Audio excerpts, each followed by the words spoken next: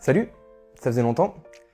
Désolé de ne pas avoir fait de vidéo depuis un moment, j'avais d'autres projets et j'avoue que j'ai pas mal perdu l'inspi. Mais voilà de retour avec un sujet qui j'espère vous plaira. Alors comme d'hab, je vais parler pas mal de films et de séries, je vais essayer de spoiler le moins possible, mais si ça arrive, je vous mettrai un timecode. C'est pas terrible comme intro ça, hein. Faudrait un truc plus percutant là pour mon retour. Ah, une catchphrase, ça serait pas mal, là, une phrase de début. Comment ça va YouTube? Ça c'est déjà pris. Salut Internet. Ça aussi. Well, hello. Ça c'est bof. Bon, tu te décides, hein, j'ai pas toute la journée. Oui, bon, écoute, ça va, hein. Ça fait déjà un an que j'essaye de faire mon retour, tu peux bien attendre 2 minutes de plus, ok? Finalement, est-ce que tout ça, c'est pas un peu trop méta? Bon. Qu'est-ce que c'est que ce gros mot qu'on entend de plus en plus souvent? Et non, je vais pas parler de ça. Ces derniers temps, j'ai l'impression qu'on voit de plus en plus de films, de séries ou d'œuvres en général, qu'on qualifie de méta. Et il y a pas mal de questions à se poser autour de ça. Déjà, qu'est-ce que ça veut dire? On va voir qu'il y a différentes définitions et que le mot s'applique à différents types d'œuvres. Ensuite, est-ce que c'est bien ou est-ce que c'est pas bien qu'une œuvre soit méta? Si tout ça vous intrigue, restez avec nous, ça va être cool. Générique.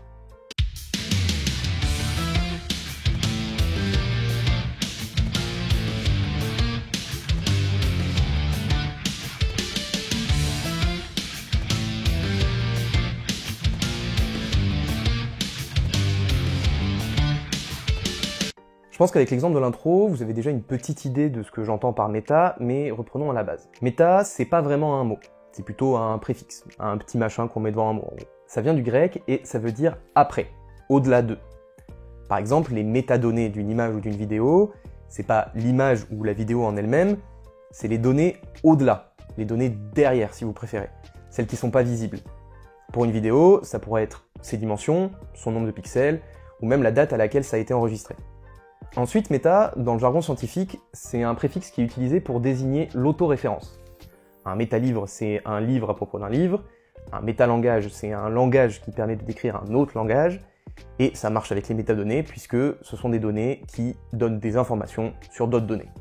Pour cette vidéo, on va se concentrer sur le cas du cinéma et des séries.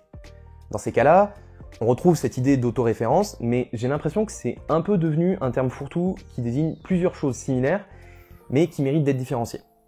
Et c'est ce qu'on va faire tout de suite. Pour commencer, on reste en plein dans la définition de base qui est l'autoréférence. Un film qui parle d'un film, c'est méta. On peut déjà faire deux distinctions. D'un côté, les œuvres qui montrent comment est réalisé un film. On voit le plateau, des caméras, des techniciens, et souvent, les acteurs qui interprètent à la fois le personnage du film global et celui du film dans le film.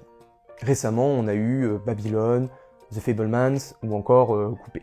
En remontant plus loin, on trouve Chantons sous la pluie ou encore La nuit américaine. Petite recommandation perso, Live in Oblivion, où ça tourne à Manhattan en français, c'est vraiment un excellent film qui montre à peu près tout ce qui peut se passer de pire sur un tournage.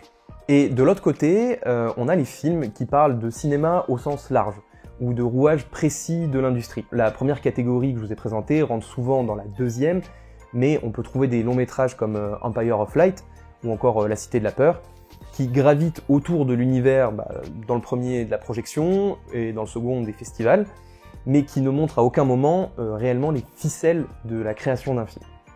Vous l'aurez compris avec ces premiers exemples, lorsqu'on assiste à ce genre de mise en abîme, on peut dire que c'est méta. Ok, donc on a vu la situation simple. Un film qui parle d'un film. Mais un film méta, ça peut totalement être méta, sans que le sujet du film soit le cinéma. Un long métrage méta, ça peut être un film qui est conscient qu'il est un film. Ça peut sembler un peu obscur dit comme ça, surtout que ça fait 1000 fois que j'utilise les mots film et méta, mais on va détailler tout ça. Un des trucs les plus évidents, c'est un personnage qui brise le quatrième mur. Alors, pour vous expliquer le quatrième mur, lorsque vous filmez une pièce carrée, on peut maximum voir 3 murs, donc le quatrième, c'est celui où se situe la caméra. Donc, lorsqu'un personnage brise le quatrième mur, c'est qu'il regarde ou qu'il s'adresse directement à la caméra. En fait, c'est ce que je suis en train de faire. En faisant ça, le personnage fait savoir qu'il est conscient d'être dans un film. Personnages connus qui font ça, on a bien sûr Deadpool, mais aussi Rick, ou encore Abed dans Community. Une autre façon pour un personnage d'être méta, c'est lorsqu'un acteur interprète son propre rôle. Et là, je vous parle pas du tout de documentaire, mais vraiment de fiction, où l'acteur existe dans la diégèse du film, et s'interprète donc lui-même. Un des meilleurs exemples, c'est dans Ocean 12, où Bruce Willis s'interprète lui-même. Et ça va même plus loin, mais là, spoiler. Julia Roberts joue le personnage fictif de Tess. Étonnamment, Tess ressemble beaucoup à Julia Roberts. Donc, elle va se faire passer pour elle, et notamment auprès de Bruce Willis.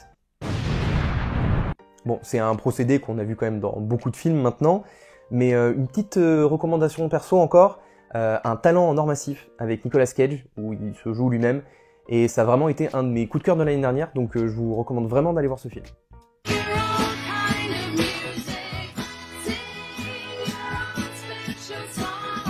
Maintenant, la narration. Je pense que c'est la partie qui va faire peut-être le plus débat par rapport à la dénomination méta, mais vous me direz ce que vous en pensez. Le sujet d'une histoire et la façon dont on la raconte peuvent être méta. Pour ce qui est du sujet, j'ai déjà parlé des films qui parlent de films, mais là je voudrais évoquer les œuvres dont le sujet n'est pas le cinéma, mais qui, d'une certaine manière, font pourtant prendre conscience au spectateur qu'il est en train de regarder une histoire. Un bon exemple, ce sont les films qui s'auto-référencent. Spécialistes de cet exercice sont sûrement les films avec des voyages dans le temps. En vrac, Retour vers le futur, Harry Potter 3, récemment Avengers Endgame ou The Flash. Vous avez compris, dès qu'un personnage se rencontre lui-même, ou que le film nous fait revivre une scène mais sous un autre angle, c'est de l'autoréférence, donc on peut considérer que c'est méta. D'ailleurs, sur le dernier exemple, le fait de revivre une scène sous un autre angle, pas besoin d'aller jusqu'au voyage dans le temps, le flashback fait ça très bien. Avec un flashback d'une scène déjà vue, le film se réutilise pour dire autre chose, pour une révélation la plupart du temps, et c'est en ça qu'il devient conscient de lui-même, puisqu'il s'utilise. Je sais pas si c'est hyper clair. Le flashback, c'est une bonne transition pour vous parler de narration méta par le montage, et plus précisément de narration antéchronologique. Alors le mot est un peu barbare, mais la narration antéchronologique, c'est assez simple, c'est quand on raconte une histoire à l'envers. La fin est au début, le début est à la fin. Je vous rassure, le film est pas complètement passé à l'envers, c'est souvent fait par bloc. Alors, ça peut sembler assez absurde de raconter un film à l'envers, mais en réalité, pas mal de longs métrages s'y sont essayés, alors à différents niveaux de renversement, les plus connus étant peut-être Memento et Irréversible. En faisant ça, il y a une volonté d'ajouter un propos de fond par la forme, mais surtout, le film oblige le spectateur à lui-même remettre les choses dans l'ordre pour lui donner une cohérence. Et le spectateur devient en quelque sorte un technicien du film, et c'est en ça que je trouvais que c'était assez méta. Mais pareil, vous me direz ce que vous en pensez. J'ai parlé de personnages, de narration et un peu de montage. En réalité, tout ce qui compose un film, tout ce qui le structure, peut plus ou moins être méta. Je vais pas tout lister parce que ça prendrait 1000 ans, mais il y a deux choses que j'aimerais bien évoquer. Un truc assez méta qu'on peut voir de temps en temps dans un film, c'est le changement du format d'image. Donc par exemple, quand les bandes noires descendent pour avoir un format plus ciné. C'est un procédé qu'utilise pas mal Everything Everywhere All at Once. En faisant ça, le film conscientise son changement de ton ou d'espace. Alors, Everything Everywhere est méta d'un milliard de façons plus visibles que ça, mais on y reviendra. Le cadrage aussi peut être méta. Pour parler de ça, je vais devoir vous spoiler un élément de The Fabelmans que je trouve hyper important dans le film, donc si vous l'avez pas vu et que vous voulez pas vous faire spoiler, allez au timecode, c'est plus prudent. À la toute fin du film, Sammy Fabelman, le héros de l'histoire, rencontre le réalisateur John Ford, qui lui donne un conseil. Lorsque tu cadres, ne mets jamais la ligne d'horizon au milieu, sinon c'est chiant. Sammy sort du bureau et sur le plan, la ligne d'horizon est au milieu. C'est alors que la caméra se déplace pour que l'horizon soit en bas et ainsi respecter les conseils de John Ford. Avec tous les exemples qu'on a déjà donnés, je pense que vous comprenez pourquoi ce mouvement de caméra est méta, mais je sais pas si vous vous rendez compte du niveau d'autoréférence du truc. Non seulement le film applique un conseil qu'il donne lui-même, mais surtout il se corrige durant la scène. Les mouvements de caméra qu'on est censé oublier, là, deviennent un élément à part entière de l'histoire. C'est vraiment le film qui se termine en se disant « Hey, oublie pas que je suis un film ». On peut rajouter à ça le fait que The Fabelmans, c'est une forme d'autobiographie de Spielberg, donc c'est en fait Spielberg, en tant que réalisateur, qui applique le conseil que John Ford lui a donné des décennies plus tôt, et je trouve ça assez fou. Alors, avant d'attaquer le côté analyse et intérêt de ces procédés méta, j'ai un dernier gros point que j'aimerais traiter, ce sont les références. Les références, elles peuvent prendre n'importe quelle forme. Ça peut être un dialogue, une valeur de plan, une composition de cadre, une transition, une musique, bref, vous avez compris, ça peut être plein de choses. Ça fait plus de 100 ans qu'on crée des œuvres cinématographiques, il y en a énormément qui sont devenus cultes, et c'est donc devenu de plus en plus courant de trouver dans les films des hommages, des références à d'autres œuvres, et qui sont pas forcément cinématographiques. Alors, quand c'est un clin d'œil dans le fond de l'image, un plan copié ou une courte ligne de dialogue, ça passe assez inaperçu, surtout pour les non-initiés. Seulement aujourd'hui, j'ai un peu l'impression qu'on vit une époque d'hyper-nostalgie du cinéma, au point de régulièrement avoir des films avec une surabondance de références. À ça s'ajoute le développement des sagas et des univers étendus, qui nécessitent que les films se connectent entre eux. Avec tout ça, les références elles ont bien évolué et sont devenues de plus en plus méta, jusqu'à devenir des éléments constitutifs des intrigues. À mon sens, il y a deux films qui récemment montrent le mieux cette dérive, c'est Spider-Man No Way Home et The Flash. Là, je vais pas avoir le choix, je vais devoir spoiler, donc voici un timecode.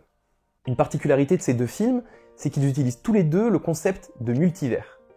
Le multivers, c'est l'idée qu'il existe des univers parallèles aux nôtres, dans lesquels existent des versions alternatives très différentes de chacun. C'est un truc dans la fiction qui est très propre aux comics Marvel ou DC, mais ça a été utilisé dans d'autres œuvres comme Mr. Nobody ou Everything Everywhere All at Once. Revenons à nos deux exemples. Dans l'un, ça permet de faire revenir les incarnations de Spider-Man d'anciennes productions. Dans l'autre, ça permet de faire revenir d'anciennes incarnations de Batman et de Superman. Dans No Way Home, plusieurs versions de Spider-Man interagissent ensemble. Donc pour être méta, c'est méta. Mais ce qui est intéressant ici, c'est pas uniquement le fait que la même personne parle à une autre version d'elle-même. C'est que ces autres versions proviennent d'autres productions cinématographiques qui initialement ne devaient pas être reliées puisque l'une était un reboot de l'autre. Dans The Flash, ça va même un peu plus loin. Il y a un moment dans le film où Flash est dans un truc qui s'appelle la Chrono Ball, qui lui permet de voyager dans le temps, et il voit des univers parallèles qui s'effondrent autour de lui. Et dans ces univers-là, on voit des incarnations alternatives de Superman, et notamment le Superman de Tim Burton, un film qui a jamais vu le jour, où Nicolas Cage incarne Superman. Avec les cheveux longs, il combat une araignée, ça n'a aucun sens, et enfin c'est pas une vanne, il y a vraiment eu des essayages costumes pour ce film. Donc, si je résume bien, le film rend diégétique un personnage qui n'a jamais vu le jour, et représente l'échec de production du film par la destruction de l'univers parallèle dans lequel il évoluait. Si le film n'était pas aussi mauvais, j'aurais presque pu trouver ça brillant. Ok, on vient de faire une grosse liste, bon non exhaustive, d'éléments qui permettent de désigner comme méta les œuvres dans lesquelles on les trouve. Mais concrètement, qu'est-ce que ça a comme impact sur le spectateur ? J'ai dit qu'un élément méta découlait souvent du fait que le film était conscient d'être un film. Ce qui se passe en réalité, c'est que c'est le spectateur qui se souvient qu'il regarde un film. J'ai envie d'appeler ça la rupture de l'immersion. On utilise souvent l'expression tel ou tel truc, ça m'a sorti du film. En fait, on n'est pas sorti du film, on s'est juste rappelé qu'on était en train d'en regarder un. Un des grands objectifs de la réalisation d'un film, c'est de maintenir l'immersion du spectateur. Ça peut passer par une bonne intrigue, pour maintenir le spectateur en haleine, ou encore en proposant une réalisation la plus fluide possible. On pourrait se dire que du coup, le meilleur moyen de maintenir l'immersion, c'est de faire tout le film en plan séquence. Alors, il y en a quelques-uns qui s'y sont essayés, mais l'écrasante majorité des films utilisent du montage. Et pourquoi utiliser le montage ? On pourrait se dire que justement, changer de plan toutes les 5 secondes, ça coupe l'immersion. Bon, parce que déjà, c'est beaucoup plus facile à produire, un plan séquence, c'est hyper galère à réaliser, découper en plusieurs plans, c'est beaucoup plus simple. Ensuite, parce que, malgré le montage, les changements de plan ou d'axe, on maintient l'illusion d'une continuité temporelle, en faisant faire aux acteurs exactement la même chose d'une prise à l'autre. Bon, j'ai un peu digressé sur le montage, mais je pense que maintenant vous avez compris qu'insérer des éléments méta, c'est assumer rompre l'immersion du spectateur dans le film. L'élément méta vient quasiment systématiquement encourager le spectateur à intellectualiser le film qu'il voit, et plus seulement à se laisser porter par l'intrigue et les émotions. On arrive enfin à ma dernière partie, est-ce que c'est bien ou est-ce que c'est pas bien ? Tout d'abord, il faut se dire que c'est un risque. Briser l'immersion du spectateur dans l'œuvre, c'est accepter qu'il puisse ne pas réaccrocher. Un des avantages aujourd'hui, c'est que c'est un procédé de plus en plus utilisé. On s'y habitue et ça devient une grammaire narrative à part entière, un peu comme le montage est une grammaire que l'on connaît tous inconsciemment. Donc on y est de plus en plus habitué, certes, Mais ça n'empêche pas le spectateur d'éprouver un inconfort, voire une forme de vertige. Lorsque Deadpool s'adresse directement au spectateur, ça brise l'immersion, et ça va même plus loin. On se souvient soudainement que si Deadpool sait qu'il est dans un film, il doit normalement savoir qu'il est interprété par un acteur. On prend donc conscience que ce n'est pas un personnage qui nous parle, mais un acteur. Les éléments méta sont un rappel que tout ce qu'on voit à l'écran est faux. Et là, on touche à la sacro-sainte suspension consentie d'incrédulité. La rupture d'immersion met en péril la suspension d'incrédulité. Le spectateur risque de ne plus croire à l'illusion de réalité que lui présente l'œuvre. Et s'il n'y croit plus, il y a de grandes chances pour qu'il n'apprécie pas l'expérience. Je dresse un tableau assez négatif de la chose, mais vous avez bien vu que dans tous les exemples de la vidéo, il y en a quand même énormément qui utilisent des concepts méta et que j'adore. En fait, être méta, c'est être sur un fil. C'est prendre un risque qui peut être extrêmement payant comme extrêmement décevant. Je pense que ce qui fait pencher la balance d'un côté ou de l'autre, c'est la pertinence et la cohérence de ces éléments, de ces concepts, avec le propos de fond de l'œuvre. Je l'ai déjà évoqué, mais dans The Fabelmans, le concept méta arrive comme un point final, et qui fait totalement sens avec l'intégralité du film et son propos. Dans Everything Everywhere All at Once, le film part dans tous les sens, avec des concepts méta toutes les 10 secondes, mais ça fait sens et corps avec ce que le film veut exprimer. C'est pas pour rien qu'il a reçu une avalanche de récompenses. Le film pousse à son paroxysme presque tous les concepts méta que j'ai présentés, mais il le fait intelligemment. C'est jamais gratuit. Chaque élément sert le propos de l'absurdité de notre existence, et c'est brillant. Inversement, je trouve que No Way Home ou The Flash gèrent assez mal leurs références méta. Parce qu'il ne s'agit plus uniquement de refs concernant l'univers étendu auquel ils appartiennent, quelque chose que je défendais dans ma dernière vidéo, mais de refs et même de personnages appartenant à d'anciennes productions, voire des productions avortées. Pour le coup, ça demande un niveau de connaissance bien trop important et qui, à mon sens, rend ces deux œuvres trop exclusives. Ah, tu vois, ton ancien coloc avait raison. Le MCU, c'est de la merde. Alors, déjà, ton intervention, c'est précisément ce que je reproche au film, puisque ceux qui n'ont pas vu mon ancienne vidéo ou ne connaissent pas mon ancien coloc ne peuvent pas la comprendre, et d'ailleurs, ils savent même pas quitter. Je vais repréciser mon propos pour que ce soit bien clair. Lorsqu'on voit un film du MCU, c'est effectivement mieux d'avoir vu toutes les productions d'avant. Mais c'est quelque chose d'établi. Les films ou séries qui appartiennent au MCU sont référencés. Avec No Way Home, ils ont soudainement fait référence et surtout utilisé des personnages de production sortant du cadre du MCU.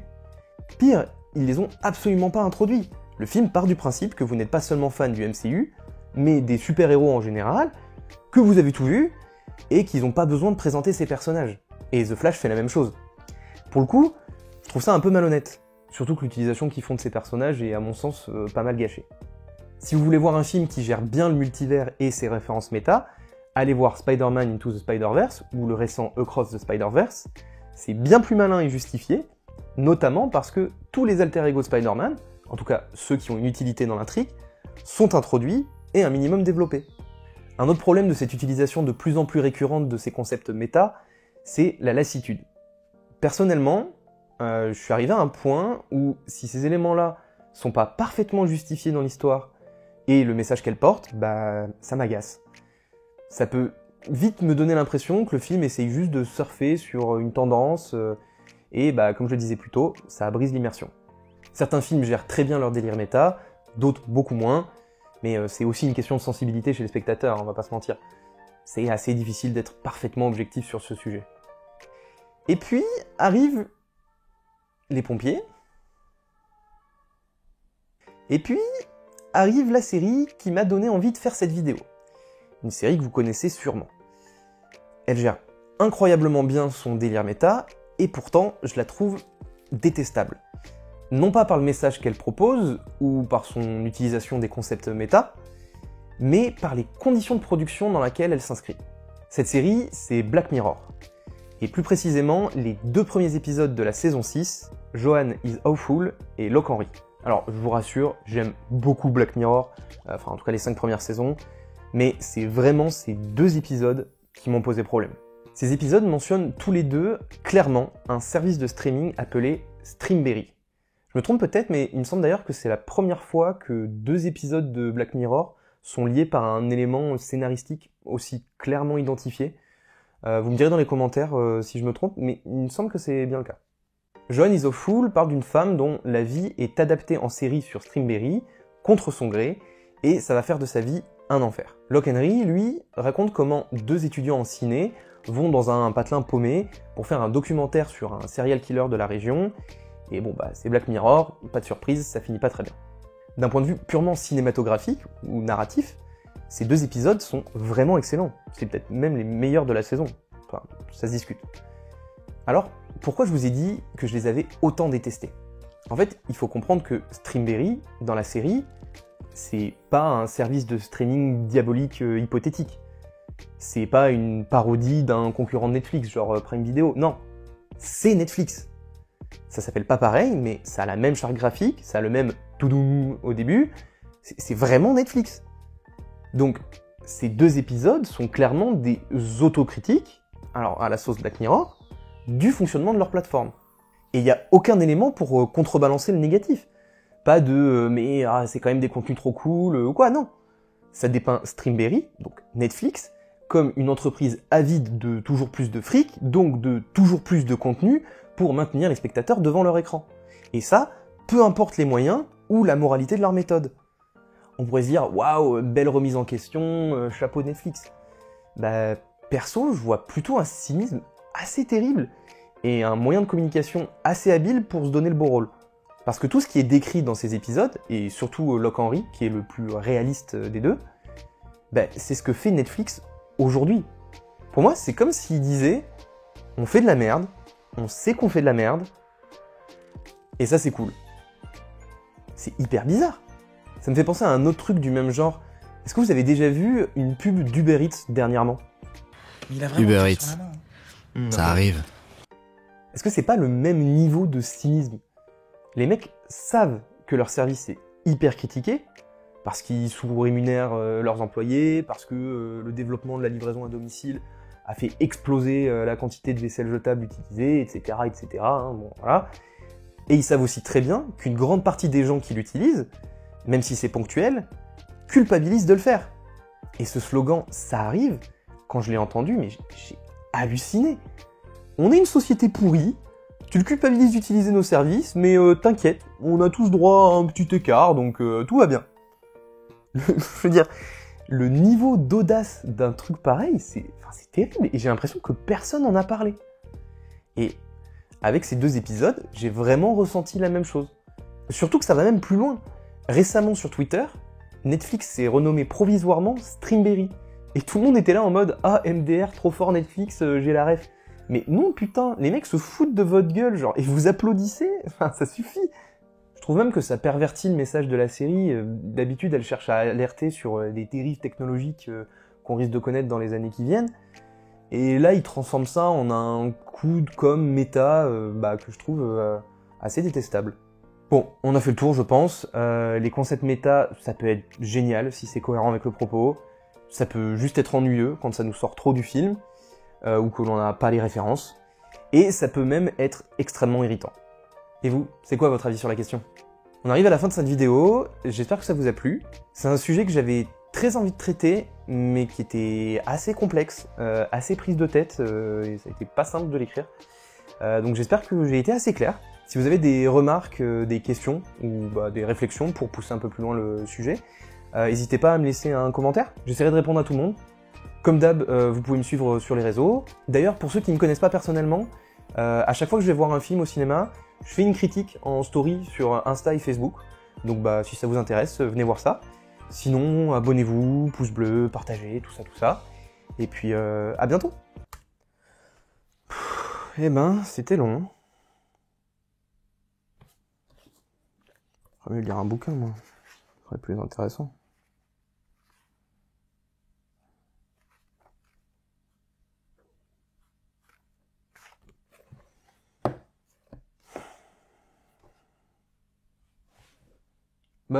Vous êtes encore là? Barrez-vous, c'est fini.